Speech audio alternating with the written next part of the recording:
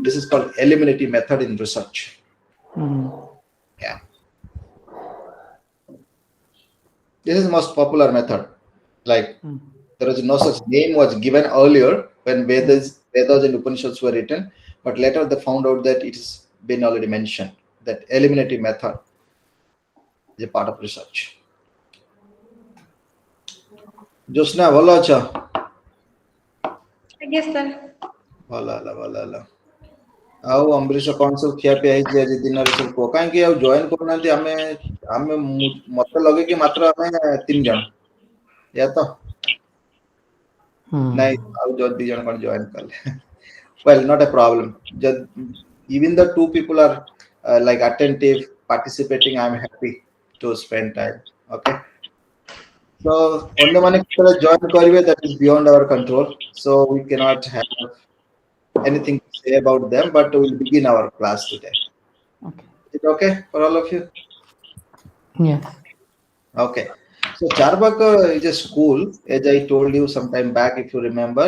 Now recall the structure, heterodox and orthodox. Can you recall the division? Indian philosophical system. Charbaka comes under heterodox. Charbaka doesn't believe in the existence of God, doesn't believe in the concept of Swarga, Narka, hell, heaven, and all these things. Suppose somebody tells a Charvakian saying that do good karma, then only you'll go to heaven. They'll say, I don't see any hell and heaven. I'll not believe in you. Suppose somebody will tell to Charvakians, if you do this, then you may get this result. If you are a hardcore Charvakians, you'll say, no, that's impossible for me to believe it. So then people ask Charvakians, what do you really believe? They say, look, we are very pragmatic. Pragmatic means कौन था माने pragmatic माने practical. Very practical. Generally Josna is writing something, you are listening, Amresh, you are also writing something, taking notes. Very practical. That today afternoon we are having a session about Charvaka. Teaching learning is taking place. It's a practical, not an ideal. That ideal means there is every possibility that I may go to the mountain to teach you, or you may while diving in the ocean also you may be learning. Nothing is happening in an ideal. That is an ideal situation. Now everything happening is a practical way, very pragmatically. You are sitting in a particular place, you are opening your notebook, writing something, interacting with me. I'm also in my study room, I'm also speaking to you, then teaching learning is taking place, and it's a very practical situation. Okay, so Charvakians are mostly practical. What they said, the best philosophy is to know 3 things. The best philosophy is to know 3 things. The first one, eat. As a human being, we need to eat something for our survival, for our stomach.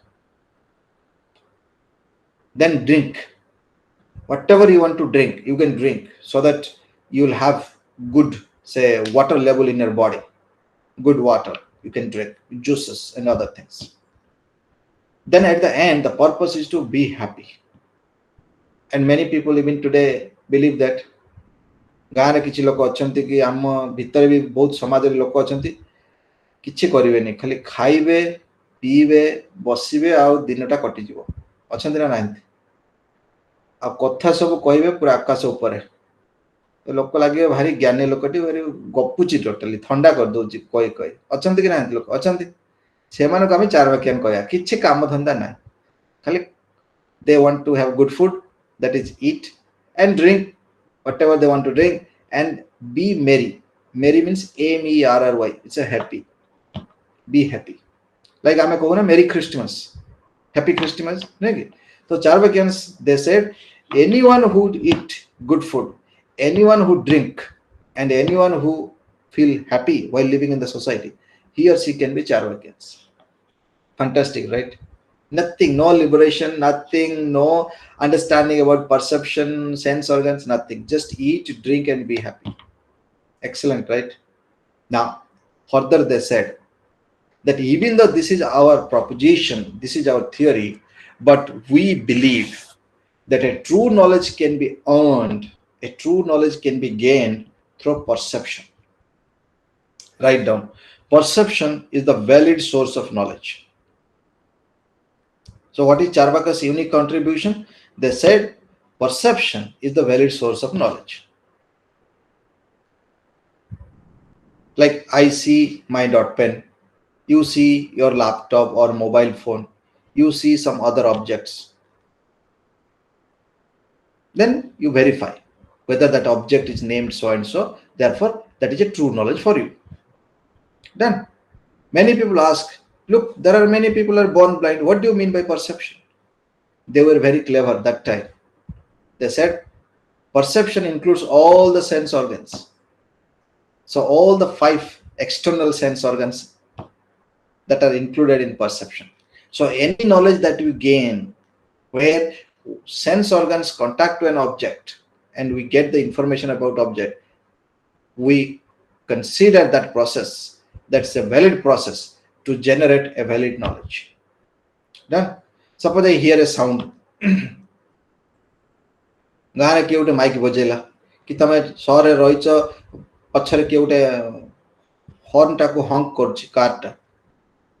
You see sometimes on the road, no, for no reason some people will be honking the horn, pam pam pam pam pam, fully knowing that there is no space for you to give them space so that they can go out. Okay na? So these kind of people, they say whenever you see something like that, it's very practical in the world. It's nothing something abnormal, and knowledge that you gain it, that's a true knowledge or valid knowledge. Then people ask, what about inference? What about upamana, comparison? What about verbal testimony? What about postulation? What about non-perception? All these things we discussed in the past, isn't it? So what about all these things? Charvakan said that, oh, we don't consider that. These are all not valid sources of knowledge. Somebody can tell us something through comparison and we may not able to identify exactly what he or she meant because of linguistic differences. Somebody may speak some different language, we will not understand what he or she intends to communicate. Possible. So therefore, we are going to discuss today what are the ways Charvakyans reject the other pramanas. When all the schools of Indian philosophy, they accept more than one valid pramana to acquire the valid knowledge. But Charvakyans, being the materialistic philosophers, being the materialistic school, they said that except perception, we are rejecting the other valid sources of knowledge such as inference, comparison, verbal testimony, postulation, and non-perception. Josna, ঠিক আছে এত পর্যন্ত? Sir, perception is a definite and true cognition of object produced by the sense object cognition. Perception रे ताको आमे ओडिया आमे जदि कहिबा simple term रे, perception is a valid source of knowledge when our sense organs contact to an object and get information about the object, and at the end it helps us to cognize that object with a particular name.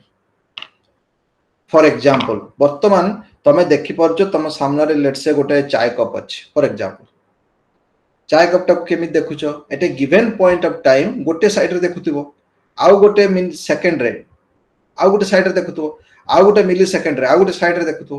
कारण गोटे point रे गोटे second रे चाय cup टाको full देखियो नथुबो. Okay ना? तो सेही सब इंफॉर्मेशन ता जेतळे हमर विजन आईज कलेक्ट करिकी ब्रेन को पठेला, ब्रेन से डॉट गुडा को सब कनेक्ट कला परे ब्रेन हमको गाइड कला कि now this object is named as chai cup, और I would say that cup of tea और tea cup, whatever you say. Correct. So perception माने जत्तबेले हमर सेंस ऑर्गन्स कोनसी ऑब्जेक्ट को कांटेक्ट करिवो तार फीचर्स सब तार कैरेक्टरिस्टिक्स सब जानिबो आ हमको आइडेंटिफाई करिया सहायता करिवो, आमे ता कहया परसेप्शन ना. हला मूव करिया ता को is that okay so far? Yes. Good.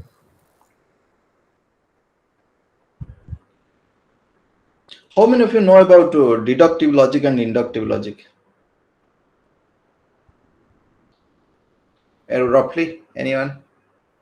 Okay. Leave it. Say. Deductive is where in the premise itself we are deriving, it's there for us to derive, but in inductive we are not definite but inferring the conclusion. Something like that. I'll tell you a little more about it. Then we'll see what are the grounds Charvakyans have taken to reject that. So in deductive inference, there are two types of logic. All of us we use it. Whether X belongs to medical science, social science, applied science, engineering science, basic science, humanities, whatever, management science. The two logic that we use to derive a conclusion or to establish our argument. One is deductive, another is inductive. What is deductive? Deductive argument is that argument where we derive a conclusion by considering the two premises together. You want to take note of it? Write down. In a deductive argument, we derive the conclusion by taking the two premises together.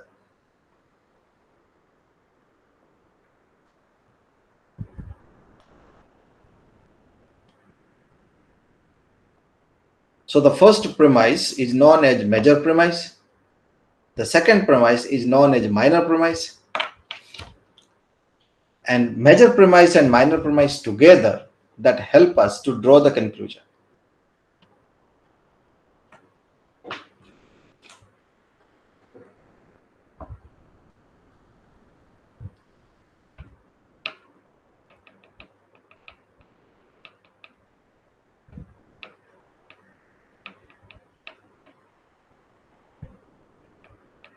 Okay, now you have a notepad in front of you.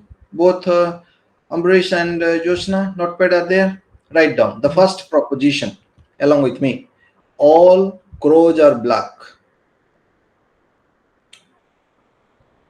Then below that you write X is a crow.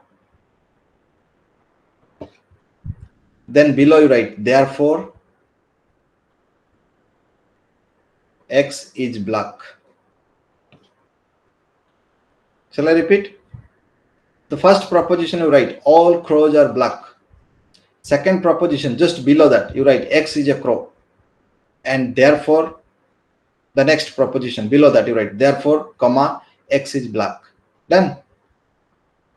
Now you see, take the first proposition and second proposition. The first proposition all crows are black and the second proposition X is a crow. You see there is something common that's called crow, isn't it?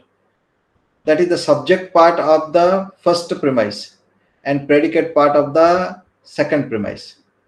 Correct? Correct? So when a term that is common to both the premises or both the proposition, we call that's a middle term. Write down. It's called middle term.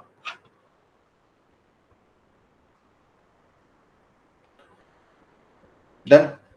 So this middle term that helps us to establish a connection between the first premise or first proposition and second proposition.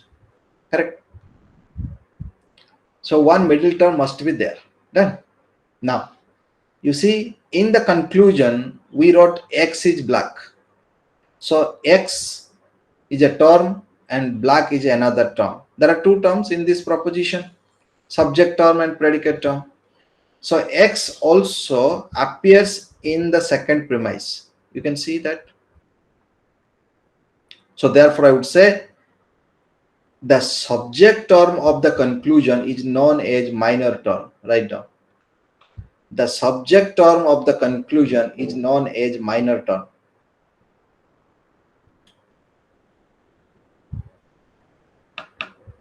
The subject term of the conclusion is known as minor term. Done. Now that term appears in a premise, second premise, right? So the second premise named as minor premise. Second premise is known as minor premise. Write down.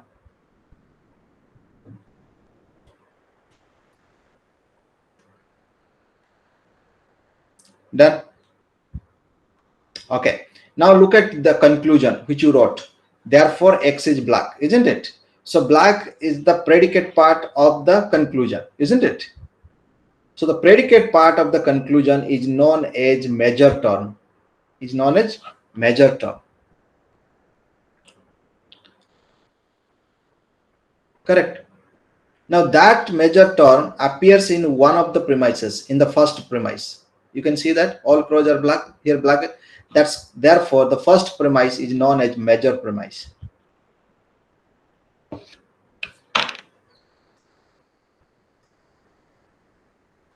Then you have written. Now you see, I'm saying, and a deductive argument is one where we need minimum two premises to draw the conclusion.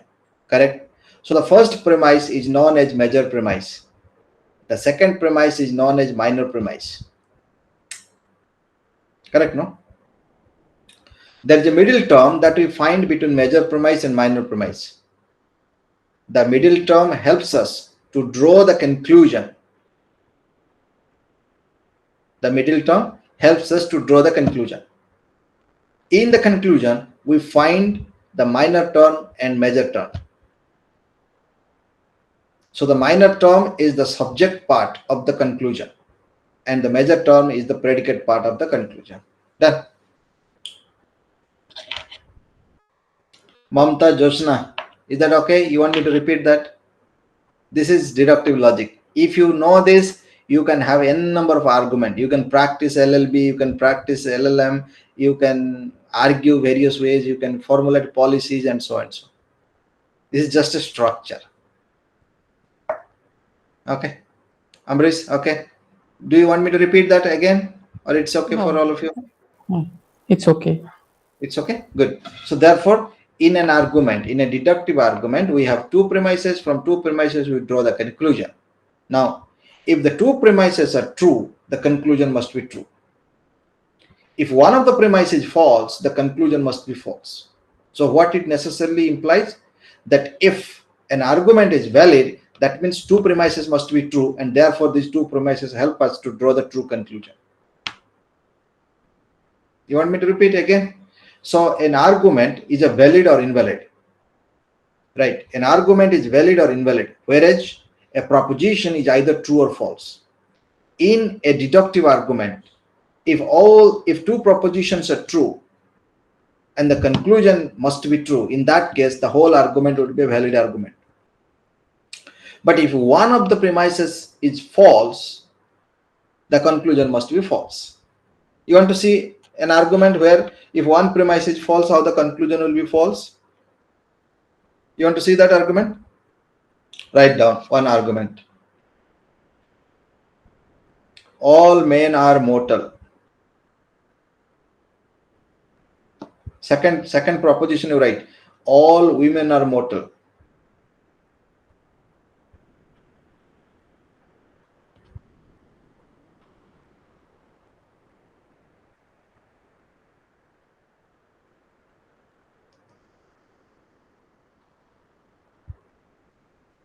Okay. So what conclusion I can draw here? All women are men. You can see that? That's awkward. That's an invalid argument. Okay. Another argument you can see. Right. My right hand touched to the table.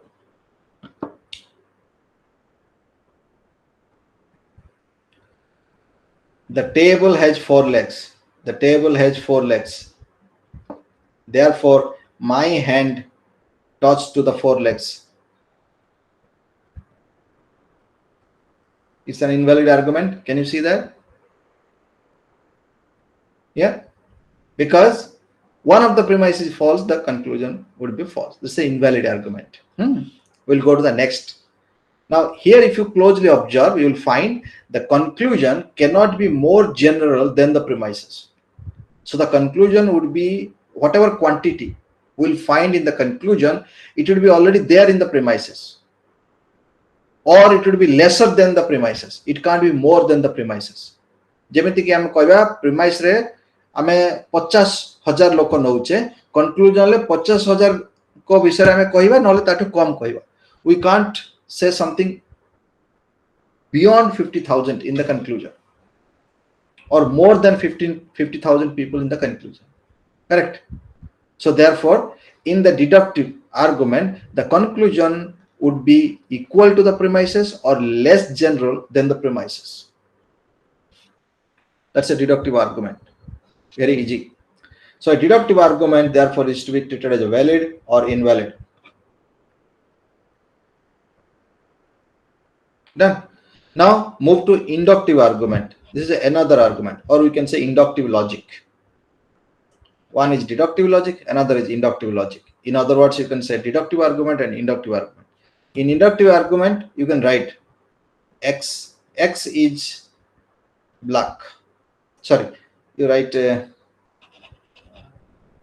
write crow x is black.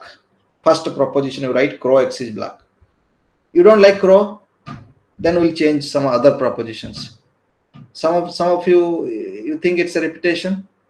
Shall we give another example, or it's okay? Okay, It's okay. it's okay. Very good. Okay, so crow x is black. Then the second proposition, you write crow y is black. Just below that, huh? Then third proposition, you write crow z is black. Then you put hyphen, like how you put same line, dot dot dot dot dot dot dot below that, huh? Then you put a straight line below that. Then you write perhaps all crows are black. Perhaps, comma, all crows are black. Done. Now you see over here, we have taken first evidence through our sense observations that we have seen a crow which is black in color somewhere else. We verified it. The evidence is verified and it is a true proposition. The second one also we verified somewhere else, maybe in front of your, say, neighbor's house, or in front of some of the temples or your house, and so and so. The third one also you verified in front of some college, or say school or hospital or something. There are three evidences, you gathered it. Then the dot dot dot means your friend can gather 100 evidences, you can gather 50 evidence, or some other friends can have 57 evidence, somebody can have 7 evidence, somebody can have 6 evidence. Depend on the experience, we can add on to that. That's an unending series, right? But here you note, when you say dot dot dot, that's a part of inductive leap. LEAP, inductive leap. Inductive leap means there's a gap. For me, 10 evidence, for you maybe 12, somebody can think of 22, somebody can think 1,000, somebody can think few lakhs evidences. Possible. Different people have a different experience.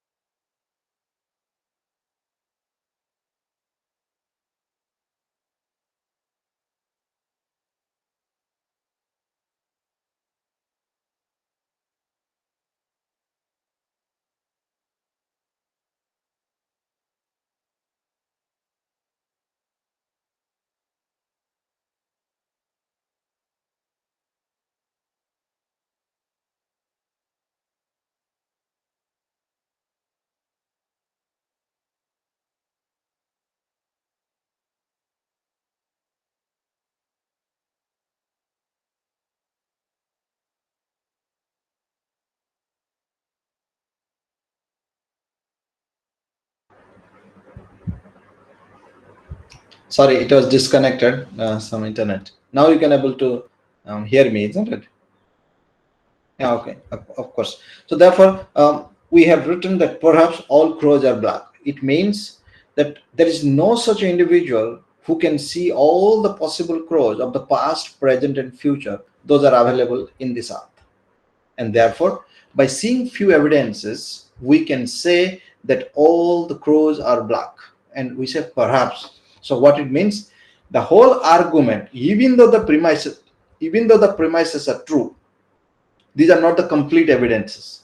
These are only few evidences. So therefore, here we can say the whole argument is a satisfactory one or a non-satisfactory one. Is it, would say, a good argument or bad argument?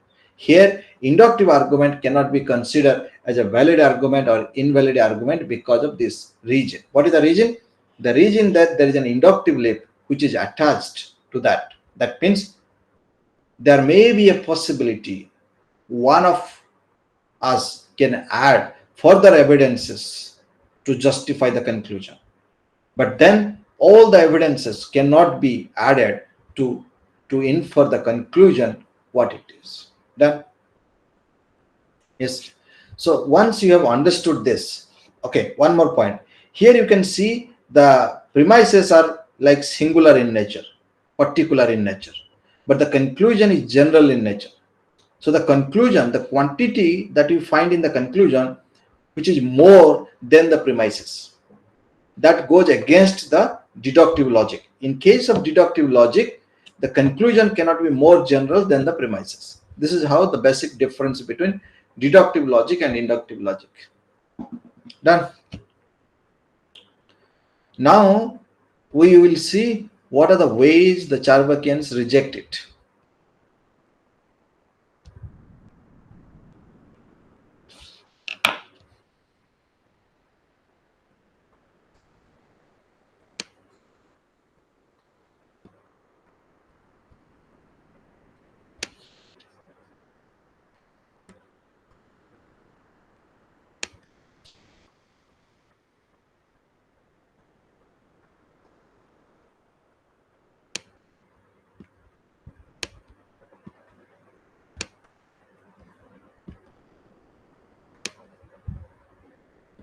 You can see the now PPT.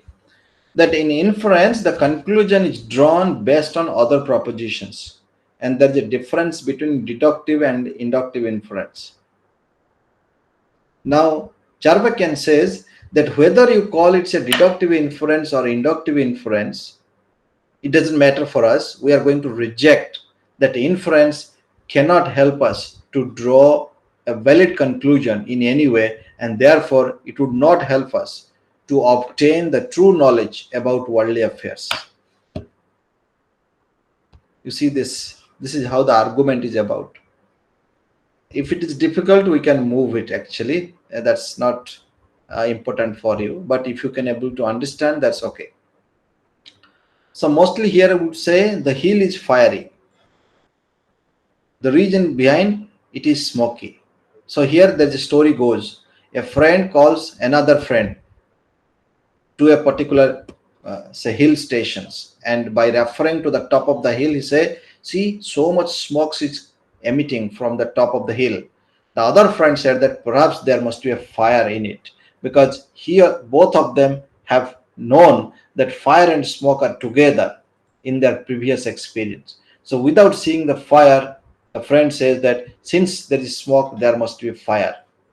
This example also we discussed some time back. So therefore here I would say the hill is fiery because it is smoky. Whatever is smoky is fiery, therefore the hill is smoky, and hence the hill is fiery. Now you eliminate the first two proposition or the last two proposition, you will have the structure of three propositions, two premises, one conclusion. That becomes the argument. Is it really difficult for all of you? Be honest. If it is difficult, I can skip it. Ambrish, Mamta, others? Difficult? Uh, it's okay, I think. It's okay. Hmm. All right. So in that sense, I would say the inference depends on the concomitance. Concomitance, leave it. This will be little difficult for all of you. I would say that look, the theory of causation, which we take it as a foundational principle to establish a conclusion or to derive a conclusion, to infer a conclusion, that causation itself is not valid. Take an example like you have seen milk, you have seen curd, but at a given point of time, nobody can tell us that milk turns out to be curd. So you see on the one hand cause, you see on the other hand effect, but you don't see the transition. Hence, Charvakan says that since we cannot perceive how the milk is turning into the curd, we cannot believe on the causation. What it means? That as of now, the milk turns out to be curd. We do not know in future because we can't perceive the future. In future, there might be a possibility that some other liquid can turn into the curd. So therefore, the theory of causation is not a valid causation, is not a valid theory for Charbekians, because perception doesn't help us to understand the knowledge how a milk turns into the curd. Another example Charbekians give, like after 7 days, all of you realize that your hair grows, your nail grows. But at a given point of time, none of us, we realize that at this point of time, this place, my nail grows or hair grows. And therefore, Charvakan said that since we cannot perceive at what time what caused what, it is logically erroneous to believe that a particular cause will generate a particular effect in every time. And therefore, the theory of causation becomes invalid for Charvakians. Is it okay? Good. Now, comparison. What happens in comparison? First, X or Y must be knowing about something basic about the worldly affairs.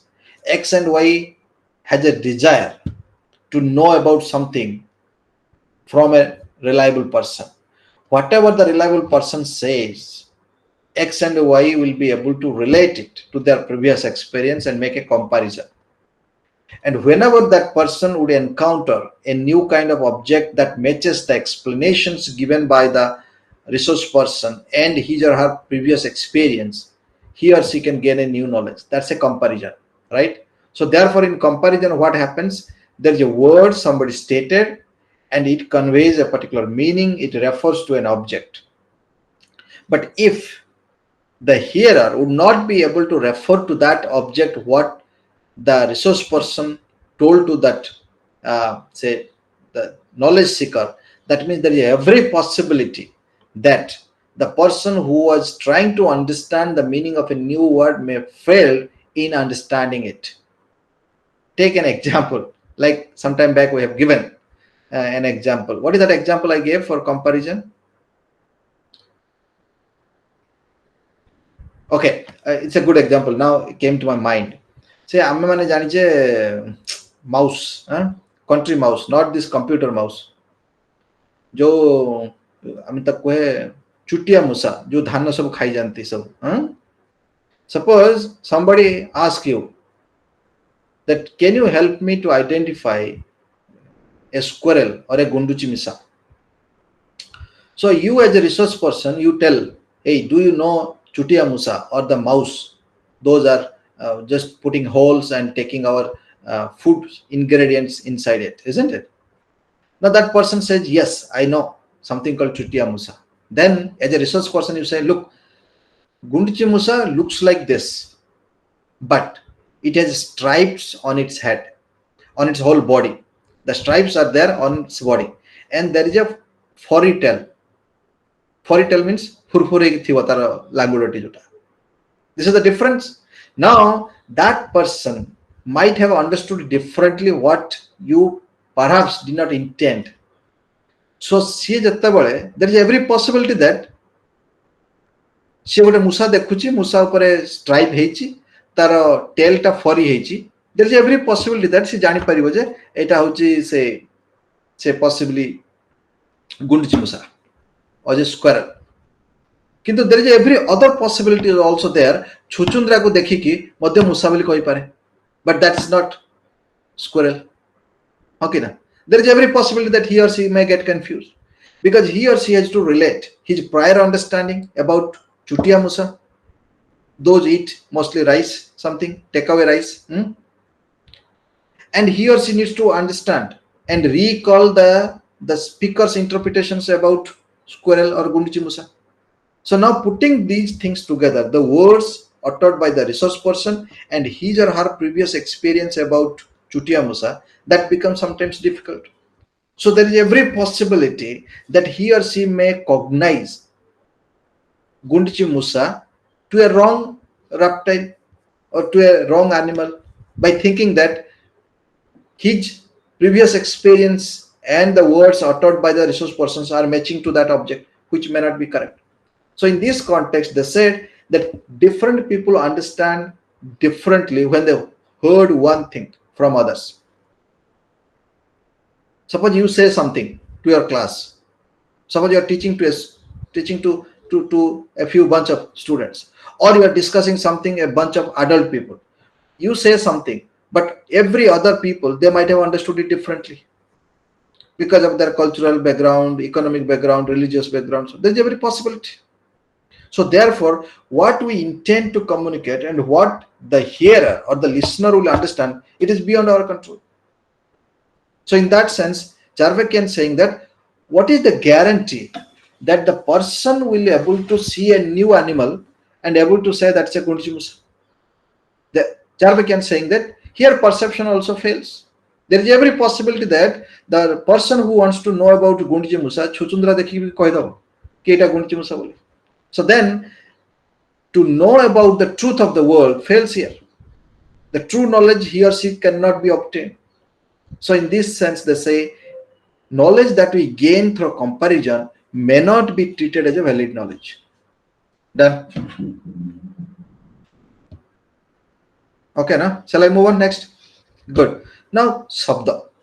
Sabda is mostly, we read many books, we heard many things, then we learn. Because we cannot experience everything. Suppose somebody will tell you about Ghana, Nigeria, Ethiopia, Libya, Colombia. How many of you have visited these places? Me. You I visited have which place? Libya. Okay. Let's say I'll tell you something like California in US, San Francisco. How many of you visited? None of you? Now I'll make a statement. In California, you will be able to see a bridge known as Golden Gate Bridge. Why it is so famous? It is so famous because the engineers have designed the bridge in such a manner that even 10.5 earthquake magnitude will come, the bridge will not collapse.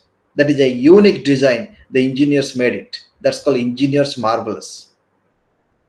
Golden Gate Bridge. You can Google it and see that what is the history behind that and how the design they made it. Even today time, civil engineers, most of these mechanical engineers, they discuss about Golden Gate Bridge.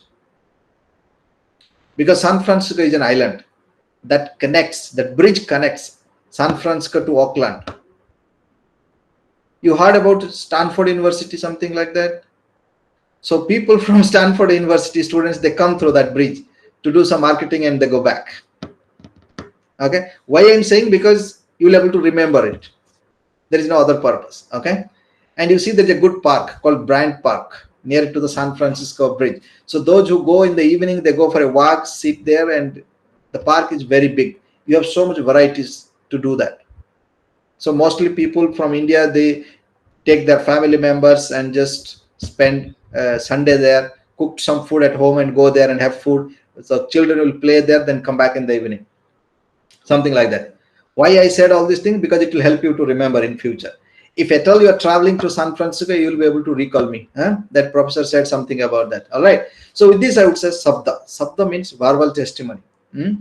It means we heard something from others or we read something from others and we understand it. Charvakyans are saying that that would not give us true knowledge. Karana chugulemi, bogulemi, loko bahut. କିଛି ମସଲା ଭର୍ତ୍ତି କରିକି ସେମାନେ ମଧ୍ୟ କହିବେ ଅଛନ୍ତି କି ନାହାନ୍ତି? ଗୋଟେ ଇନସିଡେଣ୍ଟ ହେଇଗଲା ସେଟାକୁ ସେ ବନେଇ ଚୁନେଇ ରଙ୍ଗ ଦେଇ କହିକି ତାକୁ ଉଚ୍ଛନ କରିବେ, ଯୋଉଟା କି ସତ ନୁହେଁ। Yes, sir. ଆଉ ସେଇଟାକୁ କିଛି ଲୋକ ବିଶ୍ୱାସ କରିବେ, ଯୋଉଟା କି ଆମେ କହିବା ଏ ହ୍ୱାଟ୍ସଆପ୍ ୟୁନିଭର୍ସିଟି, ଖାଲି ଫରୱାର୍ଡ ମାରି ଚାଲିବେ, ହଁ କି ନା? ପାଇଲା କ୍ଷଣି ଫରୱାର୍ଡ ମାରି ଚାଲିବେ, ଆଉ 2 ସେକେଣ୍ଡ ଭାବିବେନି ଏଟା ସତ କି ମିଛ ବୋଲି। ଟ୍ୱିଟର ବି ହଉଛି, ଲିଙ୍କଡଇନ୍ ହଉଛି, ବିଭିନ୍ନ ପ୍ରକାର ସୋସିଆଲ ନେଟୱାର୍କିଂ ହଉଛି। So therefore, Charvakian saying that no, unless until you verify the truth, we cannot believe it. Similarly, if you read many books, those are published by this and that randomly here and that publishing house, these are mostly not reviewed by the researcher, not reviewed by the scholar. So if you read that and you learn something from that, you are learning something incorrect information without naming anything. Suppose you go to a particular bookstore, you see a book published, you open the book page, you see which year it was printed and which publisher. So from the publisher itself, you come to know that whether you need to trust on that author's write-up or not. Because there will be many grammatical mistakes, there are many contradictions, many things should happen. So therefore they say it is wrong to believe that what is written is true or what is stated is true unless until we verify the truth.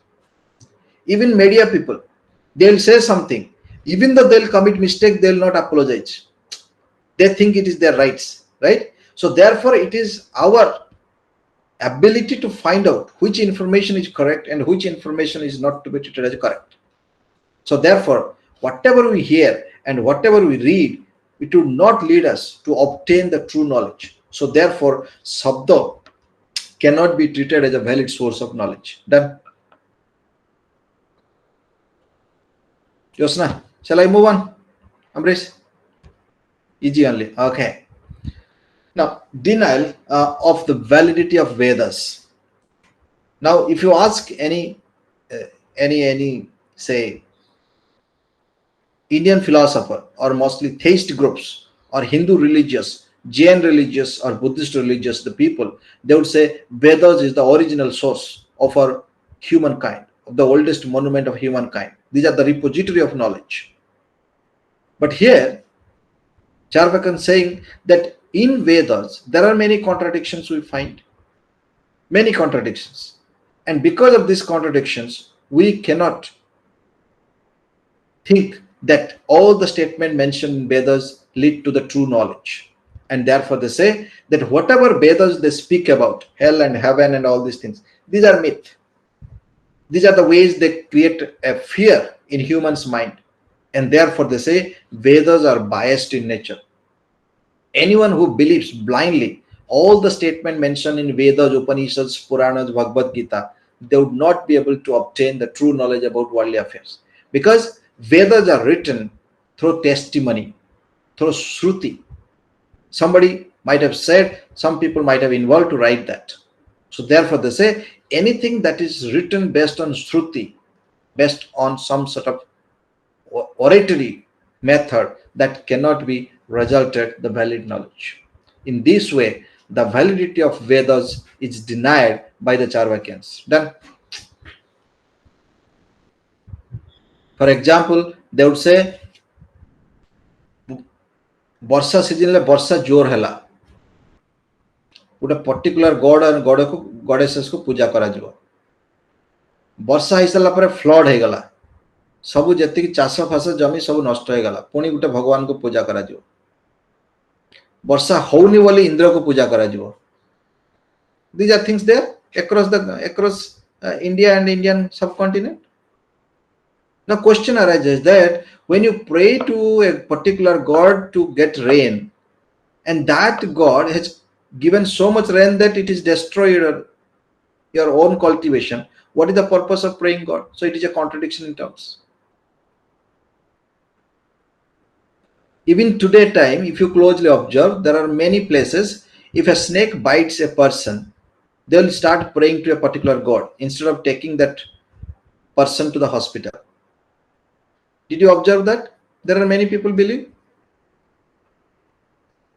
So then they'll pray to the god with so much sacrifice. Banana this much, coconut this much, incense sticks this much, then money to this particular person who will be praying this, all these things.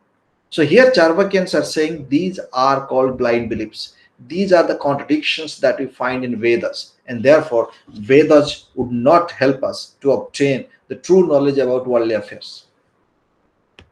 So the authorities of Vedas are not to be treated as a valid source of knowledge. Shall I move on next? Yeah. Now Charvaka's epistemology over. Now we are entering into Charvakan ethics. What they said about ethics. Almost all the schools in Indian philosophy, they discuss about epistemology, metaphysics, and ethics in their work. So I'm just telling you very briefly, not in an explanation manner, not in an elaborate manner, because it's not required for all of you. So for them, pleasure is the ultimate end. And how shall we derive the pleasure? We should be able to eat, drink, and be happy. If anyone who does that would be a Charvakyans. So according to Charvakyans, everyone should able to earn certain money. One should not depend on others. So therefore, money is the means to enjoy the life. And what is the enjoyment? So long as you are satisfying your need, not greed. Remember. So Charvakyan is saying that so long as we satisfy our need, this much money we need to earn. Beyond that, we should not have any position. Beyond that, we should not have cravings to earn the money. Then it will lead to some sort of suffering. So therefore, they say everybody needs to earn money because here needs to survive. It's called self-dependency without depending on others. घरे किछि लोक रहिबे कि society किछि लोक रहिबे कि nation ले किछि लोक रहिबे से कहबे आमे किछि करिवनु हमको भत्ता मिलो केते प्रकार भत्ता अछि अंबरीश जन्म हवा भत्ता यौवन भत्ता छात्र भत्ता बुढ़ा हवा पई भत्ता मरि गले भत्ता तो भत्ता ही जीवनटा बिता जायगल ए तो विभिन्न गवर्नमेंट रो विभिन्न स्कीम नै कि तो लोक कहे आम कि खाली गोटे भोट दबु जहाँ को सी भत्ता दे चलो जन्म हवा ठार मरिया पर्यंत भत्ता तापर गोटे हरिश्चंद्र भत्ता अच्छी ना कौन ओडिशा रे मरीगला काठ फाट से सब भत्ता हाँ कि ना totally mockery of the society you see that how people were working earlier and nowadays because of this freebies nobody is there to work for cultivation and other things. It's just sitting ideal at home doing all sorts of nonsense politics and therefore creating the pollution in the environment, creating the pollution in people's mind and destroying the ethical life of the human beings. Charvakyans in that time, they thought about it. And therefore they said that everyone, whether it's a family member or a state citizen or a nation citizen, should able to earn certain money based on his or her skill and intelligence and knowledge. Why? Because everyone requires money to purchase the basic need for survival. Those days, when human civilization were not so much great, those days they thought about it. Such a brilliant way they explain the society and the nature of society. Now further they said, just because pleasure is associated with complexity of pain, we should not stay away from pleasure. An example they have given. जेतरा आमे माछ खाइबा उडे डर रहउतो कंटा तंत्र लागि जीवो कि जो पिला माने सो माछ खांती प्रथमे कंटाटा तंत्र लागती से माने डरंती माछ खाइयाको कारण they know the pain, right? So here Charvakyan saying that life cannot just come along with pleasure. There must be a pain. So pain and pleasure, there should be an equilibrium, there should be a balance. And then only we'll be able to understand the meaning of life.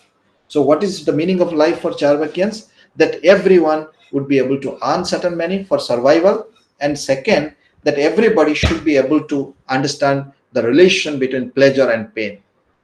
Like fish eating, one cannot avoid it just by thinking that there will be a bone that getting stuck in his or her throat. Similarly, cultivation cannot be stopped merely because we think that hathi polo asiki destroy kardebe jemiti apanଙ୍କର west part of the Odisha re hochi hathi polo asiki destroy kar dଉଛନ୍ତି हाँ कि ना all these crops are getting destroyed. That doesn't necessarily mean that farmers will stop cultivating there. There must be a way they need to find out. Similarly, one cannot stop cooking merely because few Brahmins or beggars, they'll come and ask a share of it. So therefore, what it necessarily says, saying that The whole world can be experienced. The society can be a good society only when we know the relation between pain and pleasure. And if all the time we search about pleasure, perhaps we'll not be able to experience the complexity of the world, and therefore will not be able to comprehend the meaning of life. Done. Very easy. Okay. Now, further they said one should not take pain in this life for hoping a good birth in the next life. You see that theory of rebirth.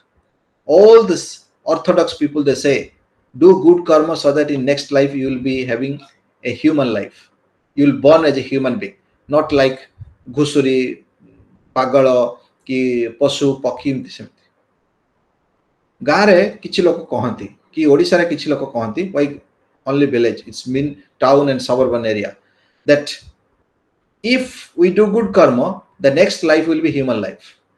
If we do bad karma, then the next life will be, say, dog, pigs, cats, and so, a lower creature than human beings, isn't it?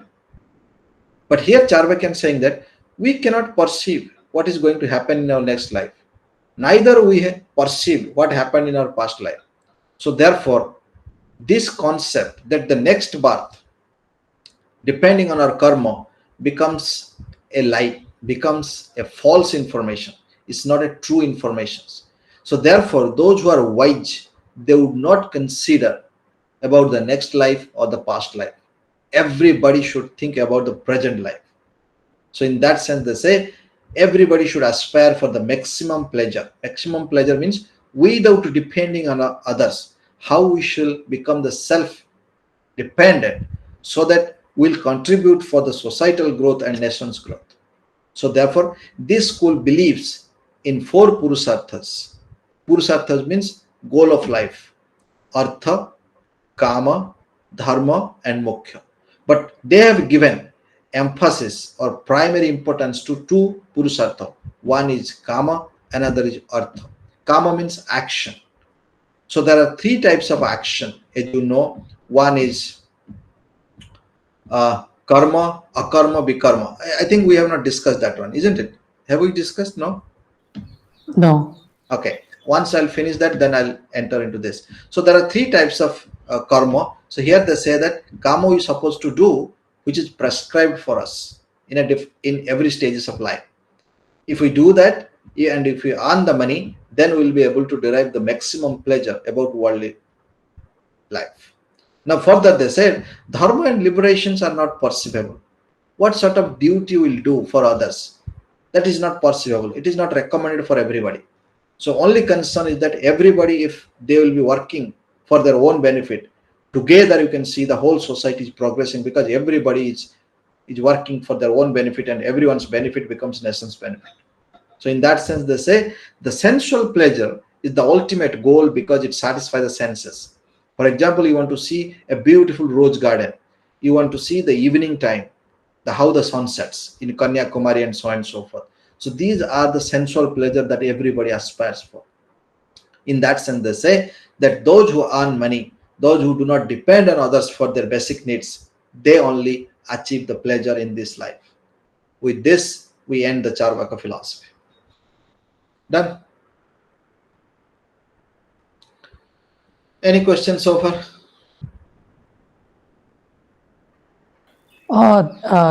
Does Charvak have an elaborate metaphysical explanation also, or is it No, metaphysical explanation for them is nothing but saying that the world is created accidentally. Like if the grass is green, it is an accident features. Okay. So if the sky is blue, it's an accident features. So they have not given credit to anybody else. So therefore they are materialistic, and the same time they are accidentalist. Means Accidentally.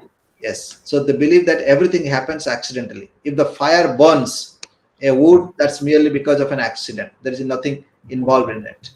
So are all materialist philosophy accidental or not? Only Charvaka philosophy is materialistic. There is no second one. In Western philosophy, there may be some materialist philosophies also. In Western philosophy, there is no such crude materialistic like Charvaka. Okay. Yeah.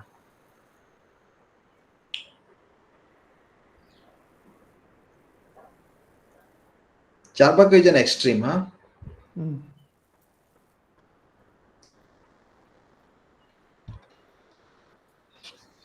Can you see the PPT now? That class Yes. that we could not complete, left out with this. Huh? They say if you see there is a self in us, it consists of the 5 elements.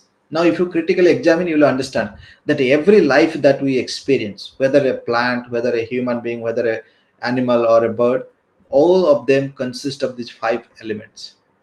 Look at Annamaya Kosa, matter, your hand, your nail, your nose, my body parts, your body parts, every entity that has a life, it must have body parts. Even a small amoeba, correct? This is called Annamaya Kosa. Without body parts, the self cannot reside in it. Second, Pranamaya Kosa, there is a life that has an ability or a power or a force to move from one place to another place. You see sunflowers, how they move morning sunrise time to evening sunset time. Did you observe that? Yeah, you can't twist it, or I can't twist it. Sir ତ୍ରୈତୟ ଉପନିଷଦରେ ଆତ୍ମାର 5ଟି କୋଷ ଥାଏ। Ha, ଗୋଟେ ହଉଛି bliss set, ଆଉ ଗୋଟେ ହଉଛି କନସିୟସନେସ୍ ସେଟ୍, ଆଉ ଗୋଟେ ହଉଛି mental set, vital set, physical set. correct. This is how the 5. Yes. So pranamaya kosa is life. The next one is called manomaya kosa, mind. That every insect that has a mind. Take an example. If you are watching the geographical channel, you see the time when a deer knows that a tiger is coming, just a small sounds, they will just run away. That's called. Similarly, if you just put a shadow of a particular stick in front of a frog, the frog will jump by thinking that snake has come there to save his or her life, right? That's called mind. Mind has an intellect. Now, Vijnanamaya. Since we have a mind, we have an intellect. Merely having mind is no use. For example, there is a mad person. He or she has a mind but doesn't have an intellect. Therefore, he or she suffers a lot. So whenever we talk about Atman, it consists of mind, it consists of intellect also. There is a power of thinking. Suppose somebody has given you 10 rupees, you will be able to identify. You will be able to, while collecting from somebody, you will be able to identify. While giving to somebody, you will also identify. That's power of intellect. When you will be adding 2 plus 2 is equal to 4. That's also power of intellect. Further, I will say that there are many illiterate people, those who do not know how to sign on a document. They do not know how to put their name on the document. They can also even go for counting. Did you see that? They bring the vegetables to the market and they count it, which you and me will not be able to count it. You want to test it? Let's say 1 kg will be 7 rupees 55 paisa. 150 grams, how much? Ambrish, you got it? You ask them, they'll tell you just a fraction of second. Joshna कौन सी गोटे जिनिस जेतबेले आमे बिक्री करिवु कहबु धर गोटे KG 17 टंका 350 ग्राम को केते टंका you need a calculator, right? these people if you go to the market, they'll tell you exactly the price, and that's the power of intellect. You got this? Why I'm giving that example? Because you'll be able to remember long time. Okay, then the next one is called Anandamaya Kosa, is a bliss, the contentness. Suppose you won the cricket match, you feel so joyful. You lose the cricket match, you feel very pain and sorrow, isn't it? Suppose you purchase a gold, you feel very happy. When you lose that, you feel very sorrow. Why? Because you and me, we all are living in a materialistic society, we attach to that object. So here they are saying, if you look at the self, that has a dissociation from that the string attachment. So therefore we get the contentness. So even though you achieve something, you don't feel so joyful. Even though you lose something, still you are content. The best example you can see to a civil servant. You can see that how much pressure through which they work on. Still you can see that they smile on their face. Could you able to relate it something? If you know somebody IPS and IS, you ask them, कैसा लग रहा है भाई काम जो कर रहे हो, मजा आ रही है? Still you want to be IAS or something? They'll say, if tomorrow I can get a retirement, I'll be happy. This is how the life. You understand that? So therefore, those who are teacher, they are blessed. I would say the blessed on this earth. ଯଦି ପୂର୍ବ ଜନ୍ମକୁ କିଏ ବିଶ୍ୱାସ କରିବ ସେ ଭାବିବ କି କୌଣସି ପୁଣ୍ୟ କାମ କରାଯାଇଛି ଯୋଉଥିପାଇଁ ଏ ଜନ୍ମରେ ଗୋଟେ ଏମିତି ଚାକିରି ମିଳିଛି, କି ଏଇ ଜନ୍ମରେ ଆମକୁ ଗୋଟେ କିଛି କାହାକୁ ପଢେଇବାକୁ ପଡୁଛି, କି କିଏ ଗୋଟେ ଶିଖିବାକୁ ଚାହୁଁଛି ତାକୁ ଆମେ କହିବାକୁ ପଡୁଛି, ବୁଝିଲ? ଅନ୍ୟ ଯୋଉ ଚାକିରିରେ this is content of bliss is not there. Always lies, false information and frustrations. So therefore, they say those who want to realize self, they need to bring the 5 concepts together, like as Josna said, Annamaya Kosha, Pranamaya Kosha, Mannamaya Kosha, Vijnanamaya Kosha, and Anandamaya Kosha. So self consists of the 5 elements the way a tablet consists of 5 ingredients in it. Done? Shall I move on next? Now coming to the karmic influx. So Upanishadic thinkers or Upanishadic scholars, they said, look, there are 3 types of karma. What are the karma? One is sanchita karma. Sanchita Odia word, no? What does it mean by sanchita? It's accumulated, isn't it? That means it has a relation to do with past birth. In the past life, whatever action we have done, certain results are awaited, whether good or bad. And that was not given to that same body. And when the body dies, the soul brings all the rewards or punishment with it. And it enters into this present life. And therefore, in this present life, that person suffers. That's called sanchita karma. Then, many times people say, no, I'm putting so much effort, but I'm not getting any result. Maybe last birth, I could not do all sorts of good work. You heard about people saying like that? Yeah. Now, prarabdha karma means in this life, we started doing certain action and the result we will be getting it sooner or later.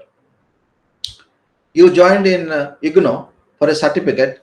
If Santosh Babu is there, I'm sure he would be responsible to give you certificate once completion of your program. Santosh Babu, are you there? Okay, leave it if he's busy. So this is called prarabdha karma. Suppose you start riding the bicycle, you'll reach to a destination to bring vegetables or some grocery items. So this life you started action and you got the result. Something like that? Yes or no? Suppose बुधवार तुमको माछ खाइବାକୁ इच्छा अछि कि मांस खाइବାକୁ इच्छा अछि. In the early morning you wake up, you went to the market to get the fresh non-veg, right? You bring it, and the lunchtime you will have a delicious meal. That means the result you got it there then and there. Yes or no? Something like that. Or if you are doing a job, monthly you work, and at the end of the month you get salary. Something like that. That's called prarabdha karma. What is agami karma? Some action that we do it, and the results are not awarded to us, or punishment we don't get it this life. That's become stored for the next life. And that's called agami karma. Agami is a Odia word mostly. It means something that we need to see in future, agami, which has not come to us. This is how we need to understand the 3 types of karma: sanchita, prarabdha, and agami karma. Clear? Clear to all of you? Easy only? Yeah, good. So now in Bhagavad Gita, the classical text, we find 3 types of karma. One is karma, akarma, and vikarma. Karma means those are prescribed for all of us to do it, whether we are male, female, or LGBTQ or something like that. You guys know about LGBTQ? Josna, Mamta, LGBTQ? LGBTQ plus. Nowadays it comes with plus. Correct, no? Ambarish? What is that? Josna, LGBTQ. You don't know? No. Okay, you Google it. I'm not going to tell you, right? You write in the Google LGBTQ plus. Okay, then you learn it. All right. So now, whether we are male, female, whether we belong to any other gender, it says that depending on the stages of life, we need to do karma. That's a prescribed duty. Like student must learn it. Then once we enter into grahastha, you need to take care of the family, something like that. Akarma means certain action that is free from cycle of it has nothing to do with reward or punishment. For example, while walking, you are counting how many rocks are there in your right side. While walking, you are counting how many mangoes, raw mangoes are there in a particular tree. Even though your counting doesn't end, but it's okay, perfect. But these kind of actions do not have either good result or bad result. So then we call akarma. Vikarma means fully knowing what we supposed to do, we do opposite to that.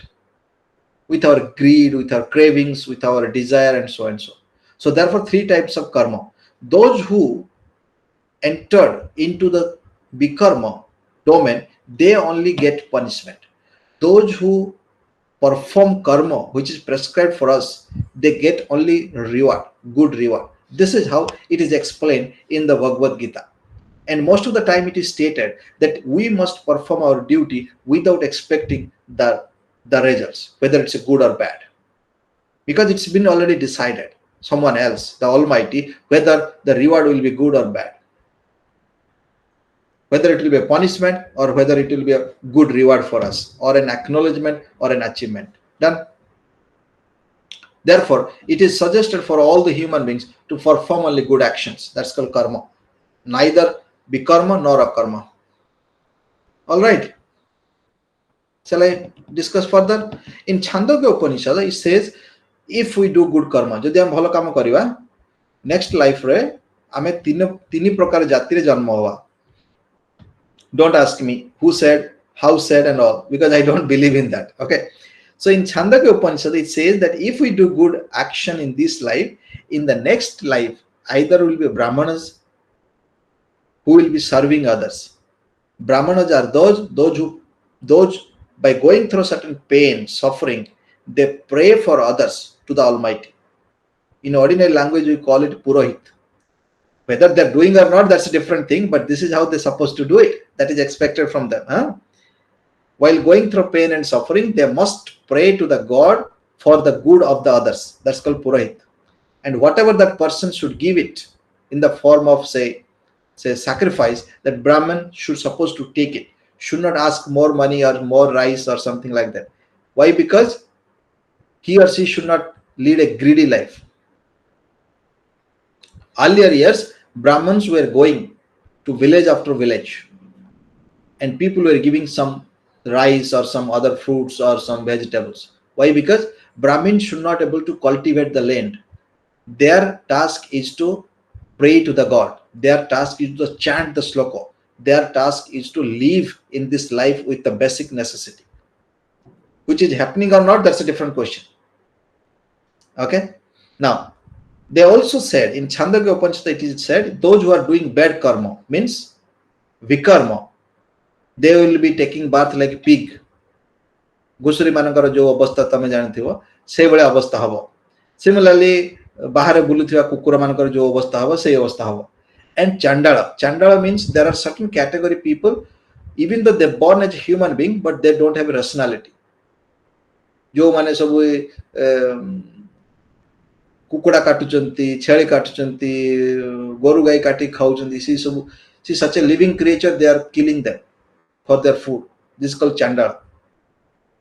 Morigala pare pasu pakhi manakar su chamada nouchanti. Okay na? So this is how it is written in Chandogya Upanishad. Yes.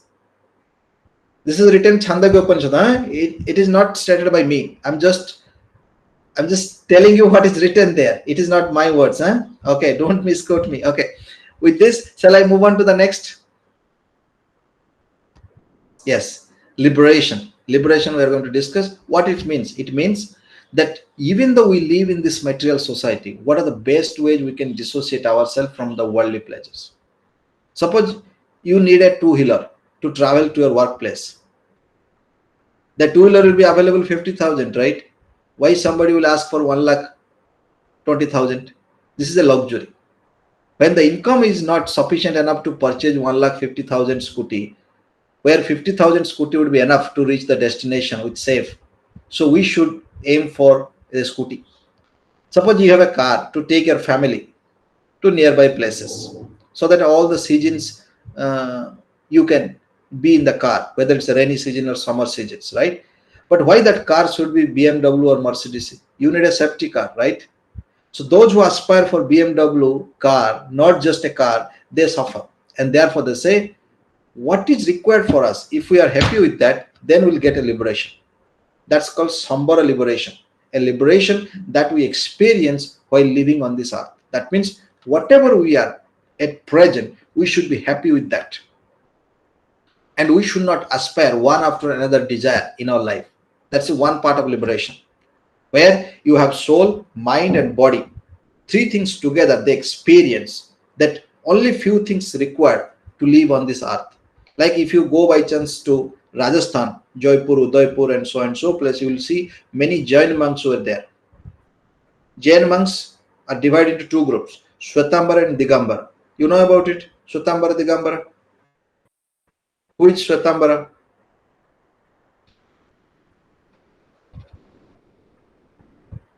Josna, Mamata, who is Shwetambara?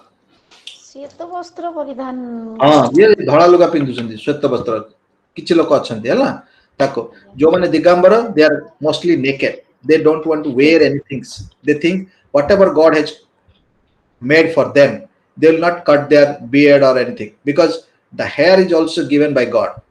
So therefore they don't want to go against the God's proposal. Like if you see some of the Sikh people, those who are in Punjab or Haryana, they will not cut their beard, isn't it? Why? Because for them cutting the beard means it's doing a devil action, going against the God's proposal. God has given the hair. Got it? So in this way, even Jain people, they say that God has created us with a certain body structure, body. Why we need to hide some of the body parts, even though these are private parts? So therefore, there is a concept called Digambara. There are Digambara are available in, say, Rajasthan, and many people pray them by thinking that they are the God available on this earth, right? So in this sense, they say that liberation can be achieved while living on this earth, while possessing the body and sense organs. That is one part of it. The second part of it is that when the body dies, the sense organs would not work, and therefore the self will not seek any further knowledge about worldly affairs.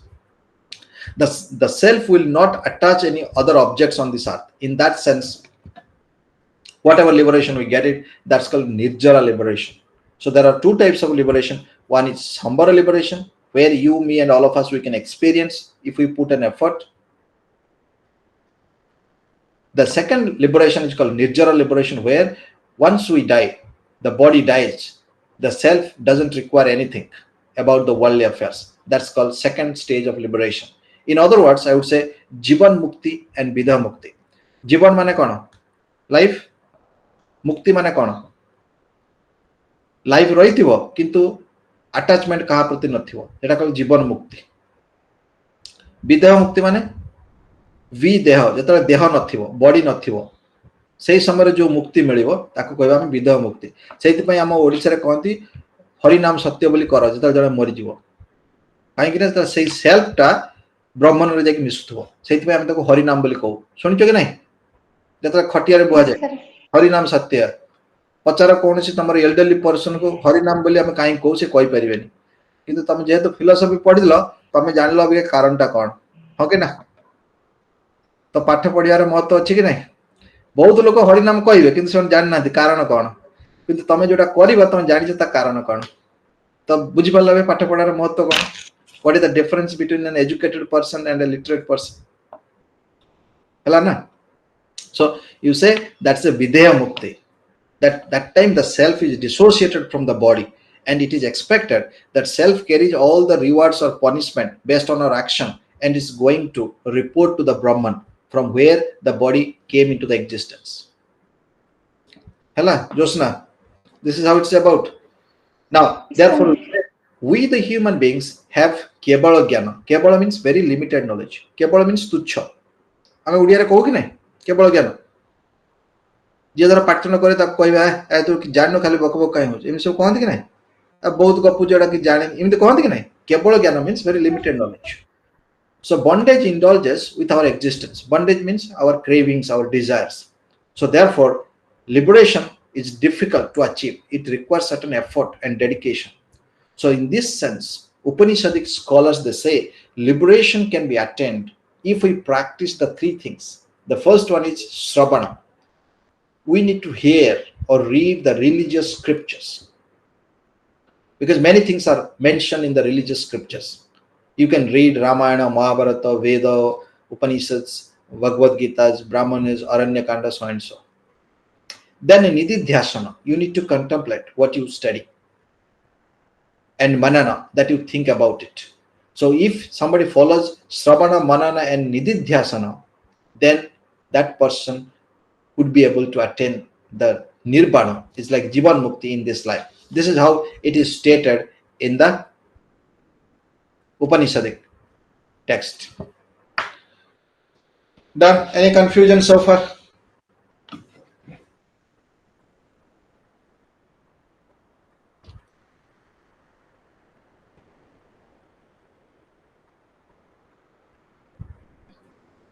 Swagatika Das, are you there?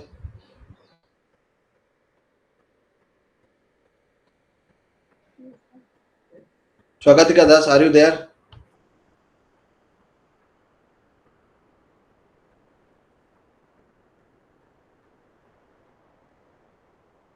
Omyakanta Mohanta, are you there?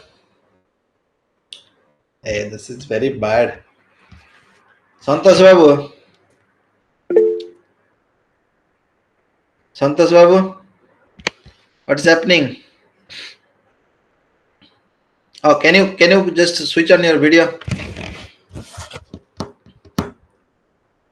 Amyakanta. Okay. This is the last slide from my end for today class. This is not good. I'm just speaking 2 hours. All of you should come to the class. Otherwise, we will have a video class from next section onwards. I'll just put a video clip and all of you need to watch it. I'll not shout for 2 hours. Now, what are the lessons we need to learn from Vedas and Upanishads? The first and foremost lesson is that we must differentiate the permanent pleasure from the temporary pleasure. What is temporary pleasure? So much worldly position. That's a temporary pleasure. What is permanent pleasure? Try to connect with the spiritual entity who has given us a life on this earth. We must understand the soul lies in all the beings and non-livings. Therefore, we need to respect all the creatures, those have life. Therefore, you might have seen many people, they give food for these animals, for the birds and so on and so forth, because they respect others' life.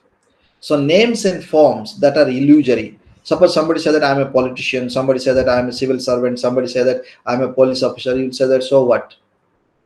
The names and forms are illusory because these are not eternal things. So everyone should feel that others must have a self. That is the significance of namaskar. Yesterday we discussed about namaskar. So remove the ego and arrogance from earthly life. Then only we can consider ourselves as a rational being. Those who have ego and arrogance, we treat them as an animal. Because the tigers, the lions, the elephants, the buffaloes, they do not have rationality.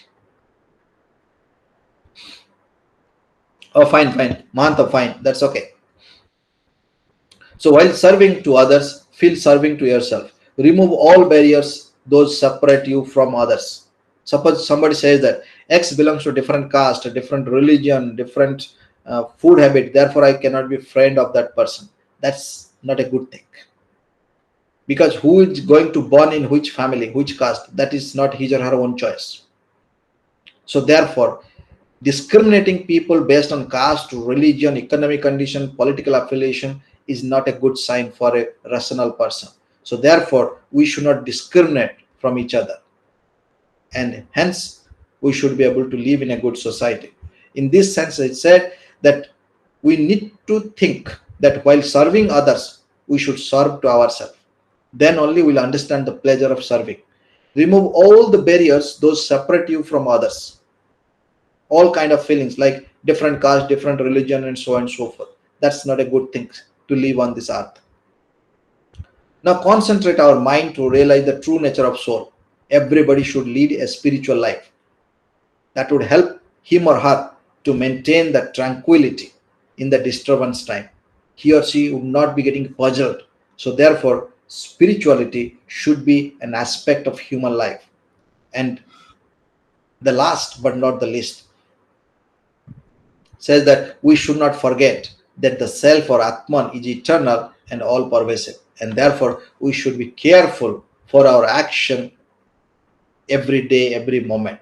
because we are supposed to perform the karma, neither akarma nor vikarma, because karma tells us that these are the prescribed duties that are meant for us, and we should stick to do that so that we'll contribute for this societal growth, nation's progress, and country's growth. So with this slide ends here. My presentation over here. If you have any further questions, I'll be happy to answer those. Else, I'll wind up.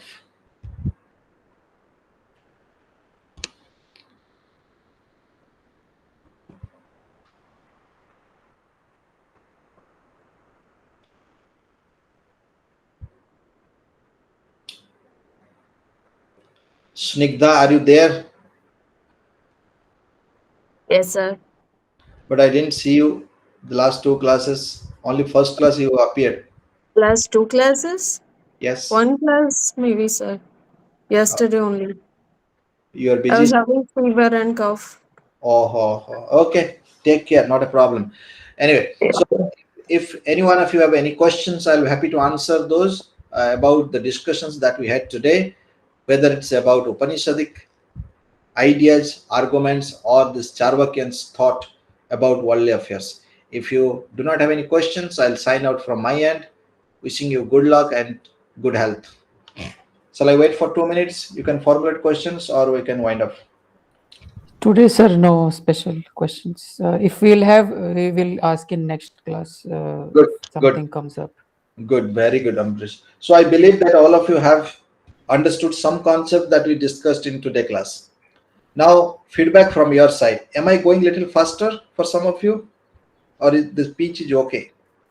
It's okay for me. Fine, sir. Fine, the pitch is okay, or you think I'm going a little faster? Okay, sir. No, Okay. sir. No. Okay. So therefore, whenever you have a confusion or doubt, do not hesitate. Just ask me the question so that then and there you get clarification. All right. So Okay, thank this you. I'm signing out and wish you a good day the rest of the time and take care of your health. See you tomorrow at 4. Bye bye. Okay. Thank you, sir. Thank you. Thank you, Thank sir. you. Thank you, sir.